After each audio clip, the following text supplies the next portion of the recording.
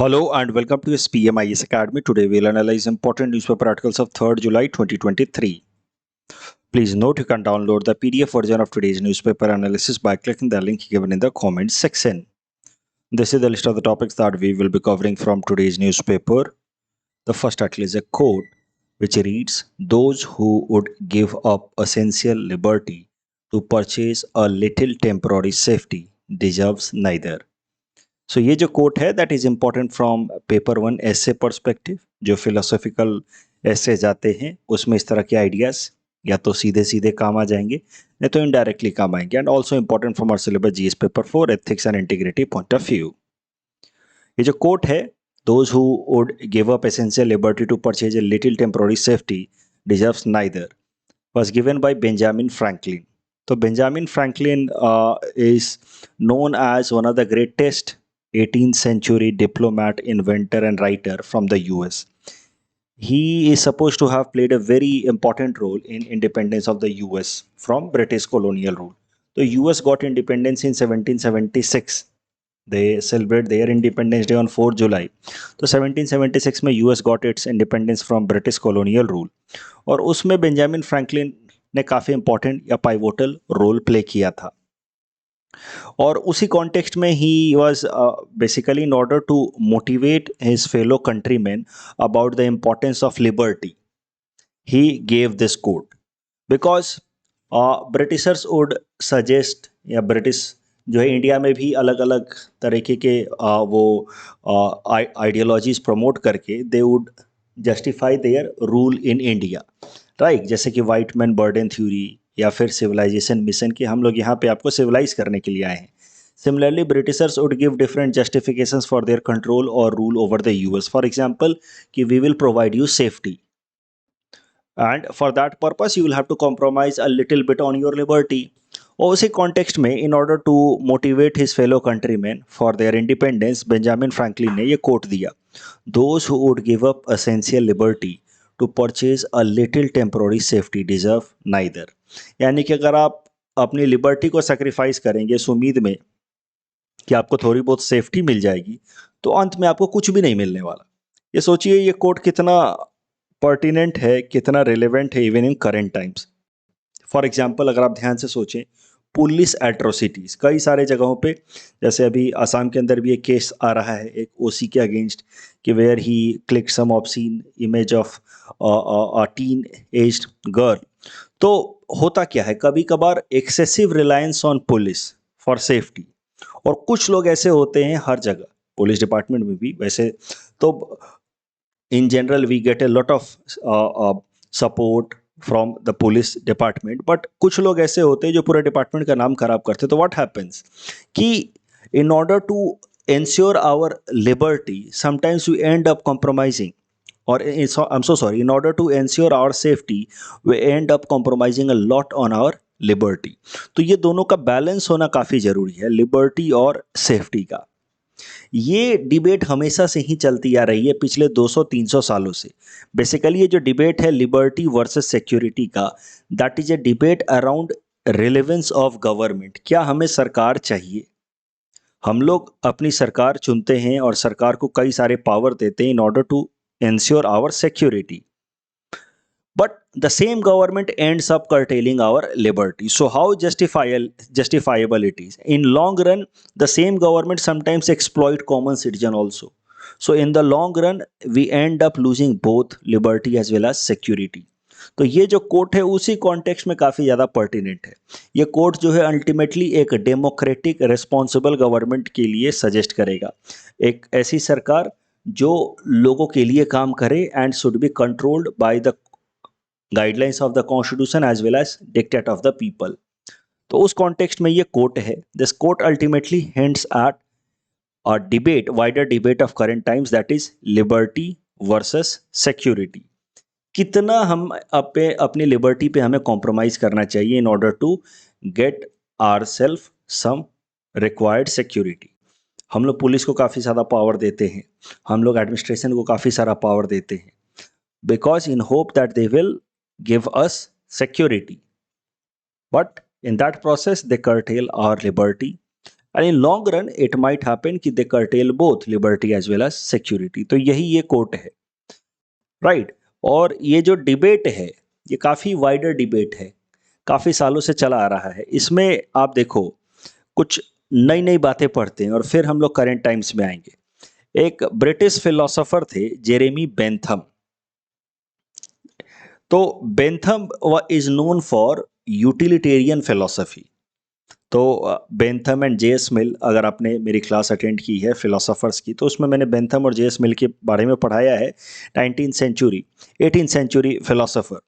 तो they he is known for utilitarian principle, means he would look forward for best utilization of resources around him। तो उसी context में Jeremy Bentham ने ये jail का structure propose किया कि जेल का स्ट्रक्चर कैसा होना चाहिए जिससे कम से कम रिसोर्स में ज़्यादा से ज़्यादा हमें आउटपुट मिले। तो उसी में उन्होंने सजेस्ट किया कि एक ऐसा सर्कुलर जेल होना चाहिए और बीच में लाइट हाउस जैसा होना चाहिए। उस लाइट हाउस से इतना स्ट्रॉन्ग लाइट आना चाहिए कि इन जनरल तो काफ़ी अंधेरा रहेगा, रात के टाइम की बात है। दिन में तो जो प्रिजनर्स हैं वो कॉमन एरिया में घूमते हैं। रात के टाइम में जब अपने अपने सेल में चले जाते हैं तो प्रिजनर्स इसी चीज़ को वॉच करते हैं कि कितने गार्ड्स उनको देख रहे हैं। अगर गार्ड्स कहीं कम हो गए तो फिर prisoners try to break the prison and escape. तो इससे बचने के लिए फिर और एक प्रॉपर स्ट्रक्चर दिया जेरेमी बेंथम ने, जिसमें उन्होंने कहा कि बीच में ऐसा एक लाइट हाउस बना दीजिए और चारों तरफ से ऐसा एक जेल बना दीजिए और सर्कुलर जेल, और सेल्स इस तरह से बनाइए प्रिजनर्स का। और रात के टाइम में इतना स्ट्रॉन्ग लाइट रिलीज कीजिए इस लाइट हाउस से, और वो लाइट घूमता रहेगा कि जिस भी प्रिजनर के सेल पे वो लाइट पड़ेगी उस स्ट्रॉन्ग लाइट के कारण उस प्रिजनर को कुछ दिखना नहीं चाहिए, right. Because of strong beam of light the prisoner should not be able to see anything. उसको ये नहीं दिखना चाहिए कि यहाँ पे कितने गार्ड्स हैं या नहीं हैं। उसके अलावा जब ये लाइट घूम जाए दूसरे के सेल पे पड़े तब यहाँ पे अंधेरा है, उसको वैसे ही नहीं दिखेगा कितने गार्ड्स हैं कितने नहीं हैं।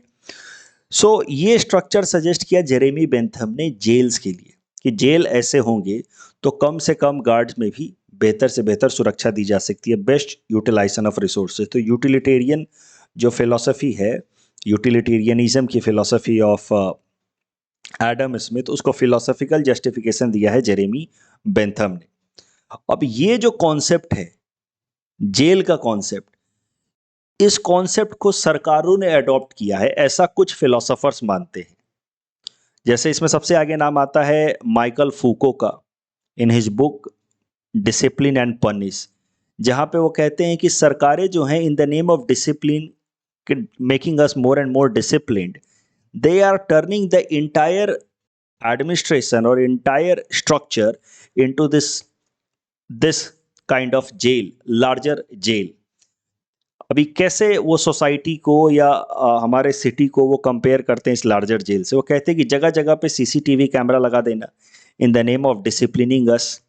बेसिकली हो क्या रहा है, बेंथम ने कहा कि ऐसा सिस्टम बनाइए कि प्रिजनर्स को लगे कि they are under watch every moment, हर वक्त उनको कोई ना कोई वॉच कर रहा है। ये तो जेरेमी बेंथम ने जेल का स्ट्रक्चर सजेस्ट किया। कुछ ऐसे थिंकर्स हैं जैसे जॉर्ज ऑरवेल, ये सब 20th सेंचुरी के काफ़ी प्रोमिनेंट थिंकर्स हैं। माइकल फूको, ऐसे लिखते हैं, फूकोल्ट नहीं पढ़ते, फूको बोलते हैं।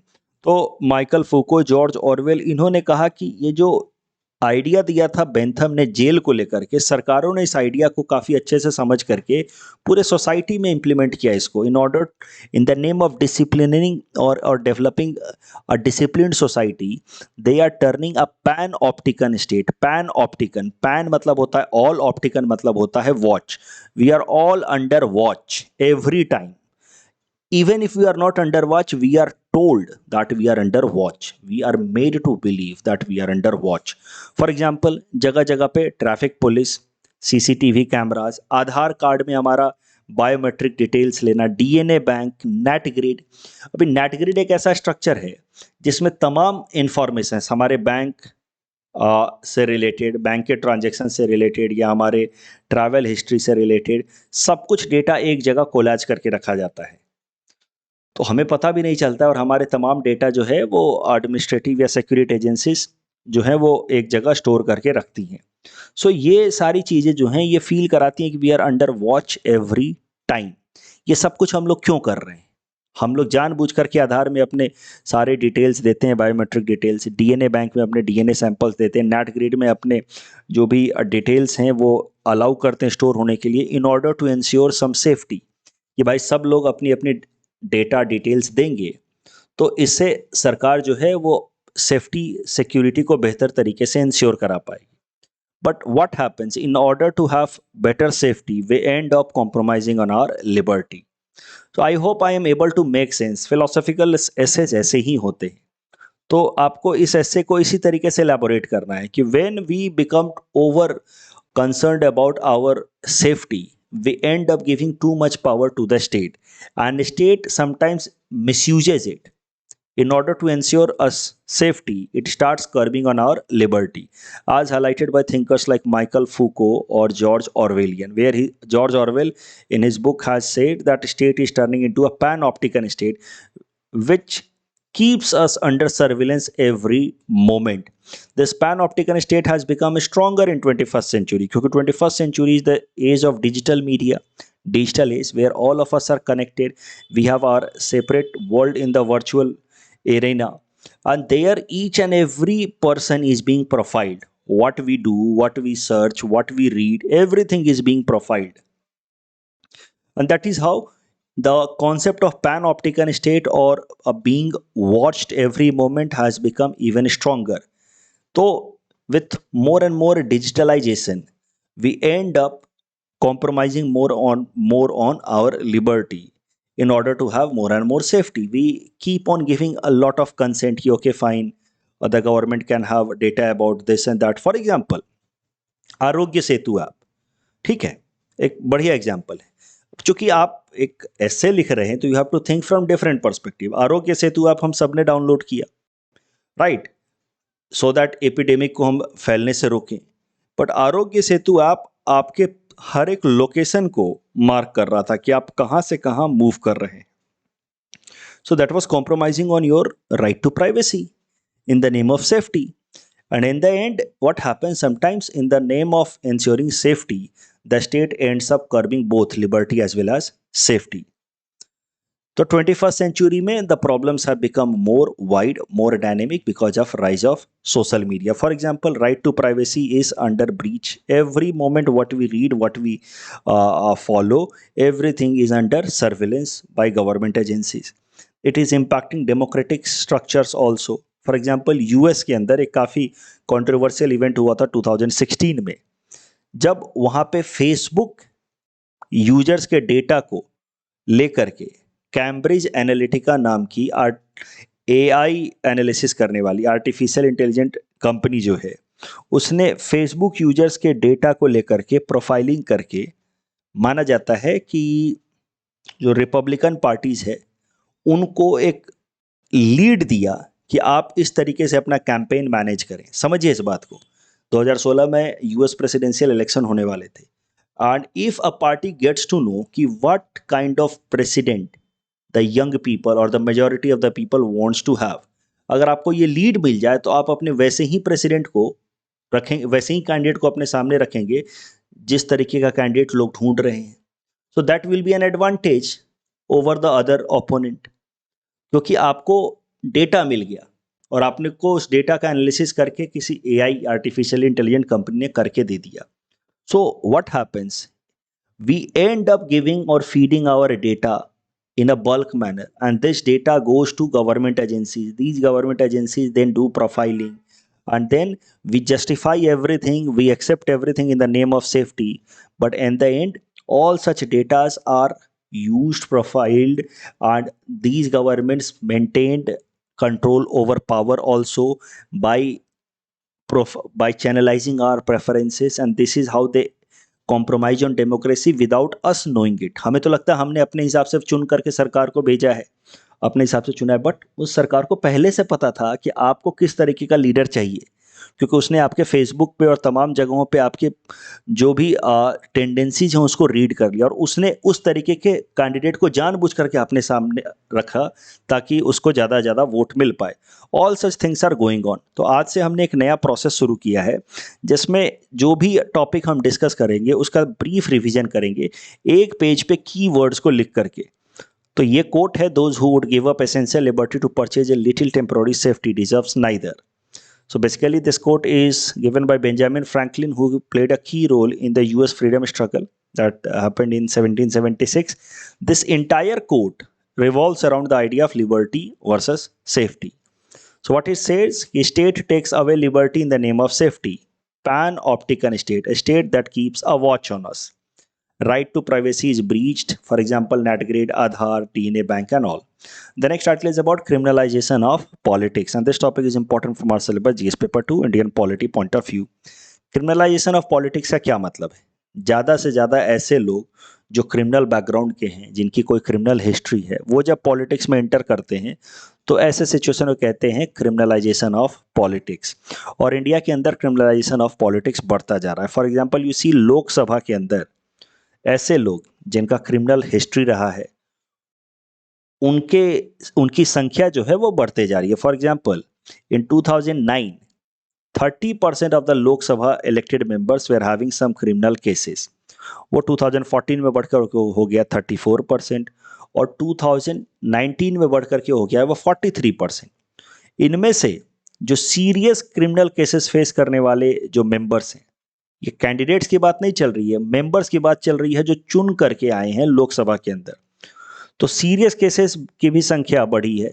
ऐसे मेंबर जिनके अगेंस्ट सीरियस केसेस हैं जो लोकसभा में चुन करके आए हैं, 2009 में 14%, 2014 में 21%, 2019 में 29%। सीरियस केसेस से हमारा मतलब है rape, murder, kidnapping, crime against women, ऐसे केसेस वाले लोगों की भी संख्या लोकसभा के अंदर बढ़ रही है।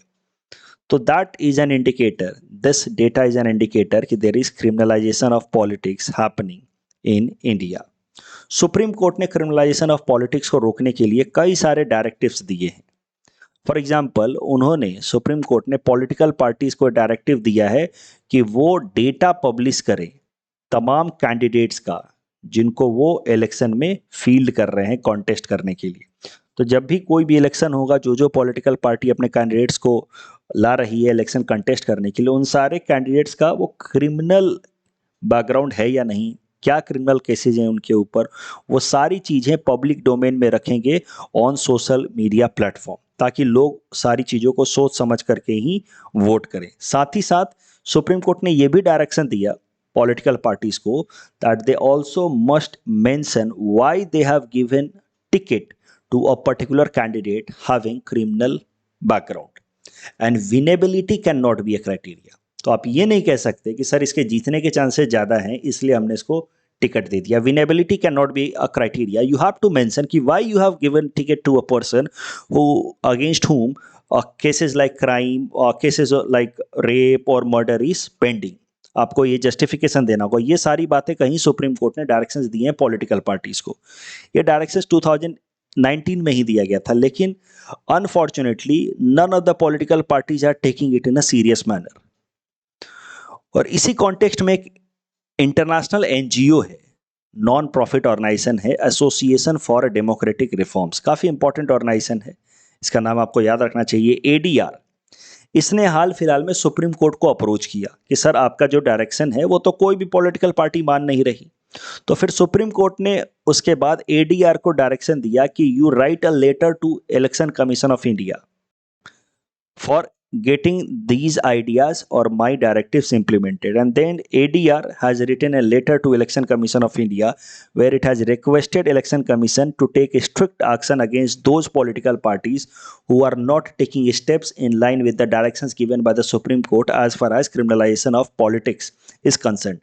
Why political parties are not publishing the name of the candidates having criminal background, and why are they not giving details of the candidates having criminal background, ki what kind of criminal cases are pending against them, and also why they are not giving justification that why they have fielded such candidates in the election. Despite Supreme Court's directive, such orders are openly flouted, violated, and that is why ADR has written a letter to Election Commission of India in this direction.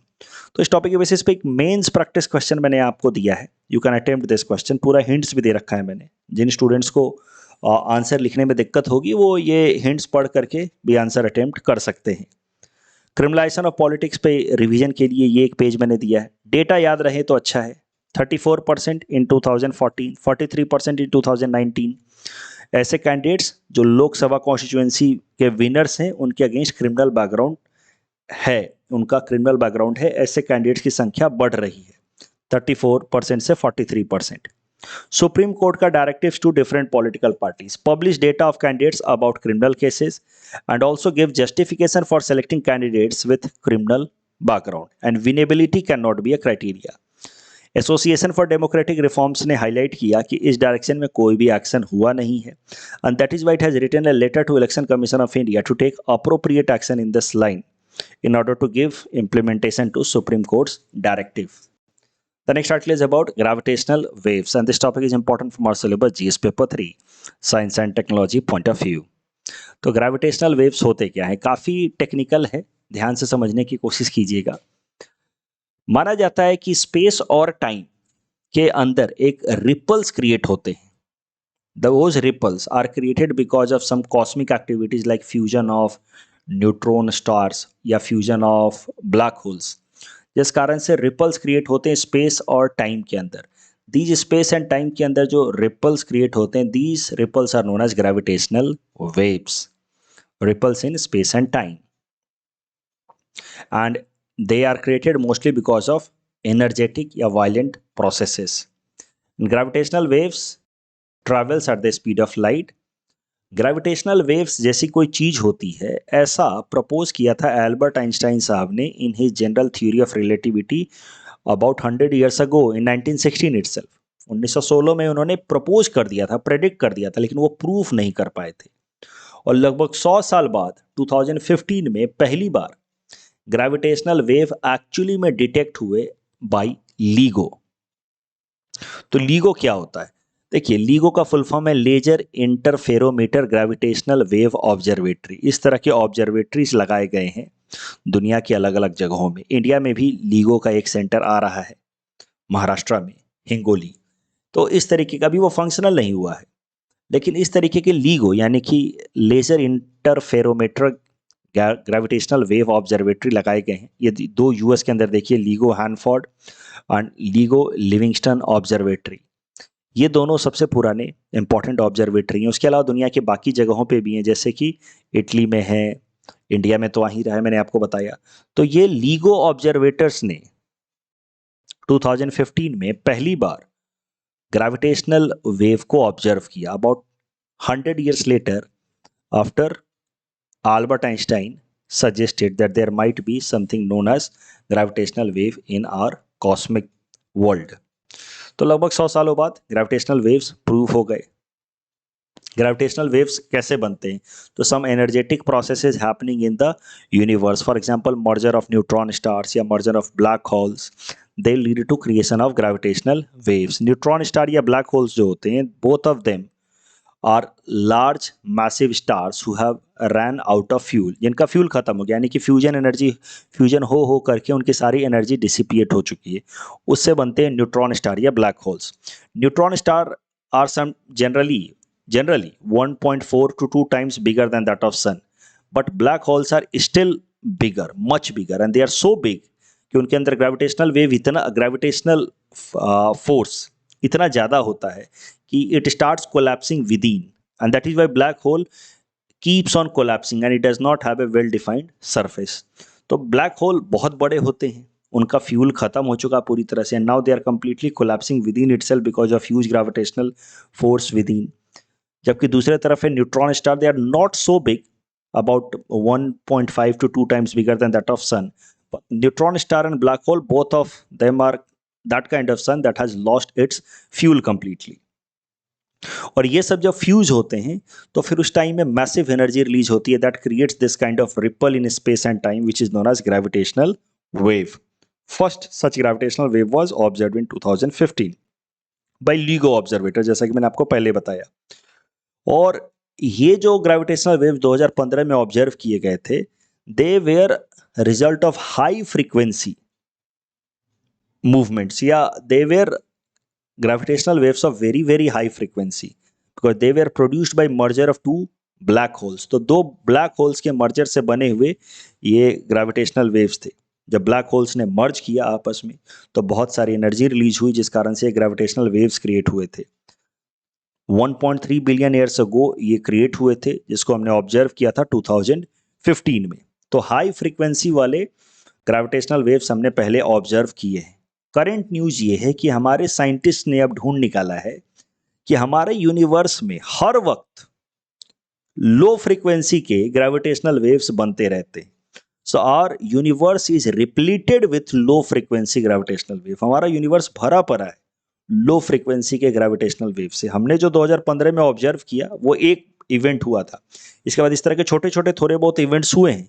जब हमने high frequency gravitational waves observe किया तो हमें लगता था कि कभी कभार ग्रेविटेशनल वेव्स ऑब्जर्व हो सकते हैं, लेकिन अब साबित हो रहा है कि ग्रेविटेशनल वेव्स हमेशा ही ऑब्जर्व किए जा सकते हैं। बट जो जनरली हमेशा ऑब्जर्व किए जाने वाला ग्रेविटेशनल वेव्स हैं, they are low frequency gravitational waves, and these low frequency gravitational waves are generally detected with they have been recently detected, I'm so sorry, जो 2015 में डिटेक्ट किए गए थे, they were high frequency gravitational waves।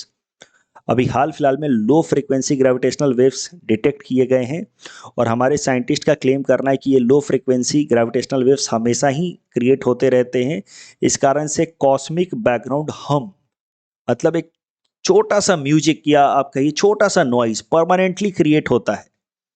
जैसे scientist का कहना है कि स्पेस के अंदर वो जब जाते हैं तो उनको एक बीप सा आवाज परमानेंटली सुनाई देता है, एक परमानेंट आवाज उनको सुनाई देता है, कॉस्मिक बैकग्राउंड हम, एंड दैट कॉस्मिक बैकग्राउंड हम is because of low frequency gravitational waves. और ये जो लो फ्रीक्वेंसी ग्रेविटेशनल वेव्स हैं, इनको हाल फिलहाल में ऑब्जर्व किया गया है। पहले जिसने भी हमने ग्रेविटेशनल वेव्स ऑब्जर्व किए, they were high frequency gravitational waves. हाल फिलहाल में ये low frequency gravitational waves observe किए गए हैं with help of 6 large radio telescope, जिसमें से 5 तो दुनिया के अलग अलग कोनों में है, एक हमारे देश पुणे के अंदर भी है।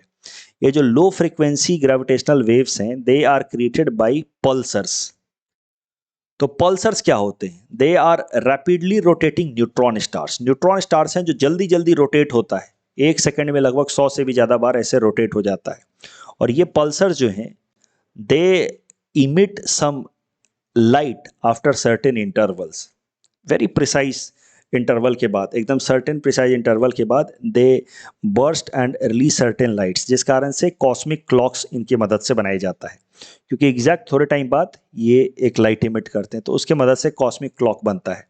हमारे साइंटिस्ट पिछले 15 साल से 25 पल्सर्स को स्टडी कर रहे थे, और फिर उसके बेसिस पे उन्होंने कहा है कि ये जो 25 पल्सर्स हैं, ये अलग अलग लाइट इमिट करते हैं, लेकिन अलग अलग लाइट में भी जो ये इमिट करते हैं after certain period of time, उनमें थोड़ा सा टाइम का डिस्क्रिपेंसी है। टाइम का डिस्क्रिपेंसी है, मिलियंथ ऑफ द सेकेंड्स में थोड़ा डिस्क्रिपेंसी है।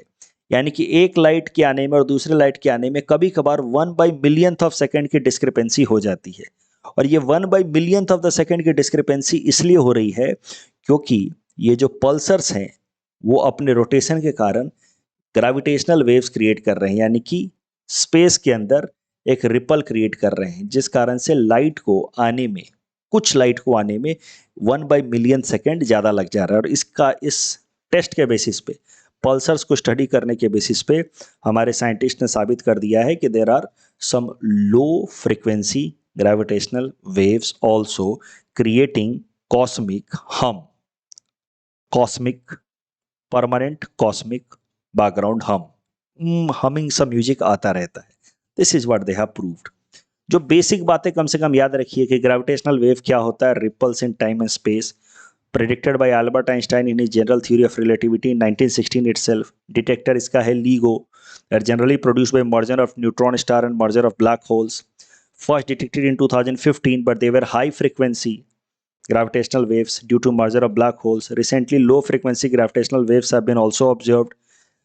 They replete the space, यानी कि भरे पड़े इस तरह के लो frequency gravitational waves, cosmic background हम, mainly coming out of revolving pulsars. इस टॉपिक के बेसिस पे प्रीलिम्स प्रैक्टिस क्वेश्चन हमने आपको दे रखा है. Please attend this question and you can submit the answer in the comment section. The next article is about red alert in tiger reserves. And this topic is at best important from prelims exam point of view. तो देखिए हाल फिलहाल में tigers के poaching की cases निकल करके आ रही हैं. For example Satpura tiger reserve में जो मध्य प्रदेश के अंदर है, वहाँ पे एक बिहेडेड कारकास यानी कि dead body of an adult tiger was found which was beheaded, sir काट के अलग कर दिया गया था. इस तरह के 5 ऐसे केसेस और निकल करके आए हैं. Tiger found dead in Pench reserve, total toll reaches to 5 in fortnight. 14 दिनों में 5 टाइगर्स इस तरह से मारे हुए पाए गए. That is why wildlife crime control bureau ने रेड अलर्ट इशू कर दिया है for all the authorities to visit all the tiger reserves and intensify the patrolling. ये जो wildlife crime control bureau है, that has been created by ministry of environment under environment protection act, wildlife protection act. तो wildlife protection act तो 1972 का है, right. Originally जो act है वो 1972 का है, but wild life crime control bureau को इंट्रोड्यूस किया गया 2006 में bye amending wild life protection act of 1972. It works under ministry of environment and forest. It fights against wild life crimes in India. इसका headquarter Delhi में है, लेकिन इसका एक रीजनल हेडक्वार्टर गुवाहाटी में भी है. इस टॉपिक के बेसिस पे प्रीलिम्स प्रैक्टिस क्वेश्चन हमने आपको दे रखा है. Please attend this question and you can submit the answer in the comment section. कल जो हमने आपको प्रैक्टिस क्वेश्चन दिया था, ये दोनों स्टेटमेंट सही है. अर्थ के रोटेशन के कारण दिन और रात होती है और अर्थ के एक्सिस पर टिल्ट होने के कारण सीजन्स होते हैं. So correct answer is option C. Most of the India's external debt is owned by government security. This is wrong. Government security is hardly 17 to 18%, and all of the India's external debt is in US dollar. This is also wrong. US dollar में 53% के आसपास है. तो both statements are wrong. और ये तो इसमें दोनों स्टेटमेंट सही हैं. कल ही मैंने आपको पढ़ के बता दिया था, जब फॉरेन करेंसी कन्वर्टेबल बॉन्ड होगा तो इंटरेस्ट रेट कम मिलेगा because it is giving you more options. And largest rare earth minerals belongs to China. That's all from our side for today. Thanks for watching.